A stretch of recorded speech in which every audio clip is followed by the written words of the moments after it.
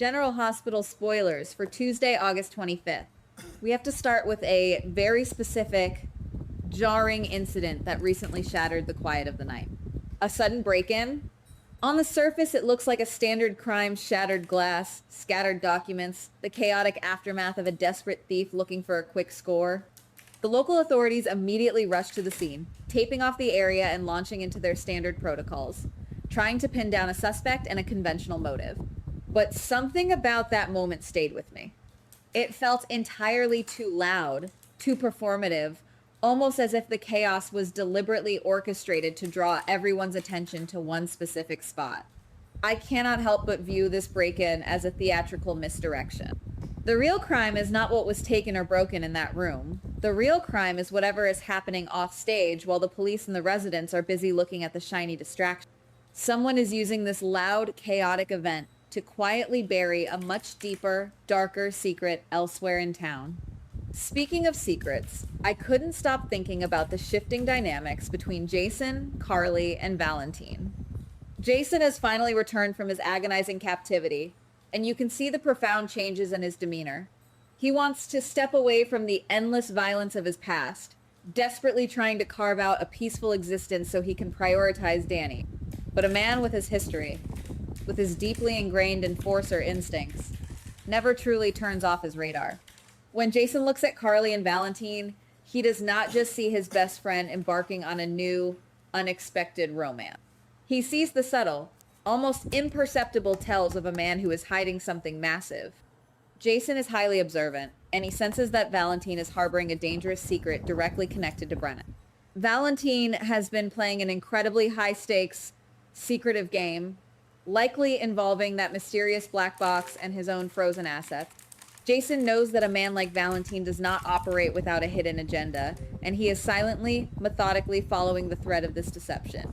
He is standing in the shadows, waiting for Valentine to slip up, ready to protect Carly from the fallout of whatever Brennan and Valentine are truly plotting. The more I think about it, the more I realize that Jason is not the only one analyzing the quiet maneuvers happening around Carly. Josslyn is also watching, and her perspective has been sharply honed by her recent traumatic experiences and her deep ties to the intelligence world.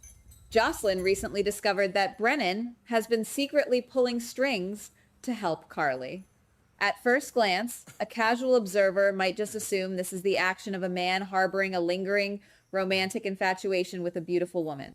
But Josslyn is looking at this through a much more cynical, analytical lens. She knows exactly how dangerous and calculating Brennan is. What truly unnerves Josslyn is not the assistance itself, but the terrifying question of why. She knows that a man like Brennan does not offer his protection or his resources out of the goodness of his heart.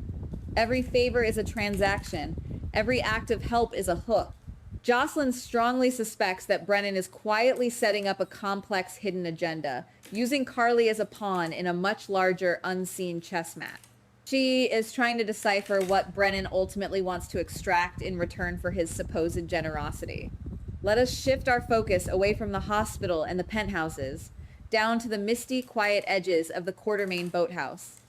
A new figure has arrived in town, a mysterious businessman named Hudson. He presents himself as a professional with corporate interests, but his actions tell a very different story. He has been lingering near the boathouse, his gaze fixed intensely on one specific target. It doesn't seem accidental that he is always standing exactly where he shouldn't be, watching from the periphery.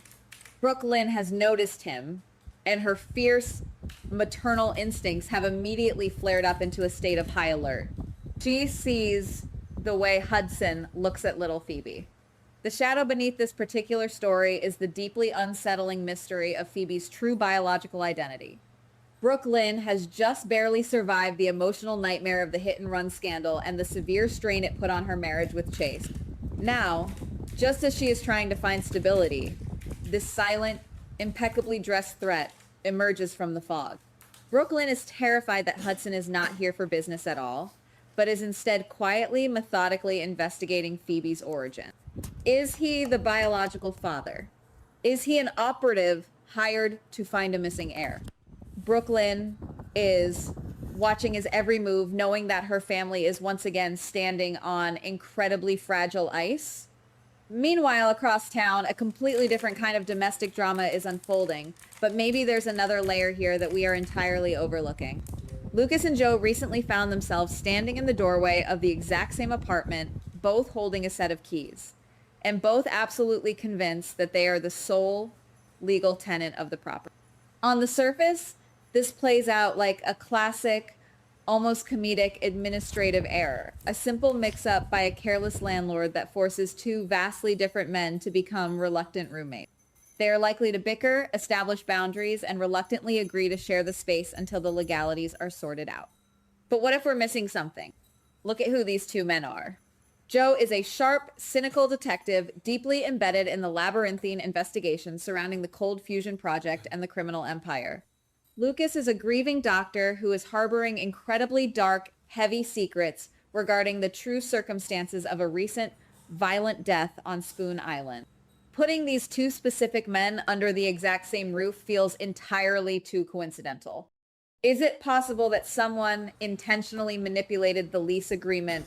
Could someone be forcing the detective and the doctor into close proximity to see what secrets spill out in the middle of the night? It is a psychological powder keg disguised as a sitcom trope. I keep coming back to the suffocating, heavy atmosphere inside the Quartermain mansion. The dynamic between Willow and Tracy has always been fraught with tension, but something fundamental has shifted in the air between them. Historically, Tracy has been the relentless aggressor, using her sharp tongue and intimidating presence to back Willow into a corner, forcing her to play the tearful, defensive victim. But that Willow is gone. The woman who recently spiked a drink and callously pushed a paralyzed man into a freezing lake has evolved into something much colder and far more dangerous. When Tracy attempts to apply her usual overbearing pressure, Willow does not retreat. Instead, she completely flips the script. She stands her ground, her eyes devoid of fear, and delivers a cold, calculated, and razor-sharp warning that instantly freezes the room. She makes it abundantly clear that she is no longer prey, forcing Tracy to seriously reconsider her tactic. But Tracy is a force of nature, a woman whose pride and stubbornness will never allow her to simply back down from a challenge, especially in her own family home. She refuses to let Willow's chilling warning go unanswered. The psychological warfare between them is rapidly escalating into a tangible physical weight in the room. I can't shake the feeling that this verbal sparring is going to cross a very dangerous line. The tension is winding so tight that it is bound to snap, leading to a physical altercation. In the heat of the moment, as they clash over power and control, I strongly suspect that the confrontation will turn violent, and Tracy might actually end up getting physically hurt. Willow's descent into this ruthless, unyielding persona is terrifying to witness, and it proves that the mansion is no longer a safe haven for anyone who dares to cross her. And while all of these intense, localized battles are raging behind closed doors, the overarching political shield of the entire town is suddenly removed. Laura, the steady guiding hand that usually keeps the chaos manageable, packs her bags and departs for a trip to Ireland. Her absence instantly creates a massive, echoing power vacuum in the highest office of the city.